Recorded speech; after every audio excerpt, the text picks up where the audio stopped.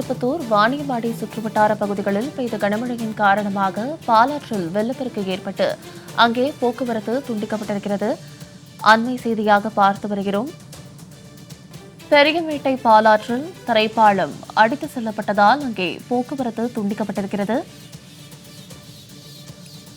மேலும் இது குறித்தான கூடுதல் விவரங்களோடு இணைகிறார் எமது செய்தியாளர் கோபிநாத். கோபிநாத், வணக்கம். இது குறித்தான விரிவான விவரங்களை பதிவிடுங்க. வணக்கம். திருப்பத்தூர் மாவட்டம் வாணியம்பாடி மற்றும் அதன் சுற்று வட்டார பகுதிகளில் நேற்று இரவு 7 மணி முதல் தொடர்ந்து விடிய கனமழை பெய்தது. அதேபோல் தமிழக ஆந்திர எல்லையில் இருக்கக்கூடிய வனப்பகுதியில் கனமழை பெய்தது. கனமழையின் காரணமாக பாலாற்றில் வெள்ளப்பெருக்கு ஏற்பட்டு வெள்ள நீர் செல்லும் நிலையில் பெரியப்பேட்டை பாலாற்றில் கிளையாற்றில் கோட்டை பகுதியில் இருந்து பெரியப்பேட்டை பகுதியை இணைக்க தரைப்பாலம் அடித்து செல்லப்பட்டது. இதனால் போக்குவரத்து முற்றிலும் பாதிக்கப்பட்டது.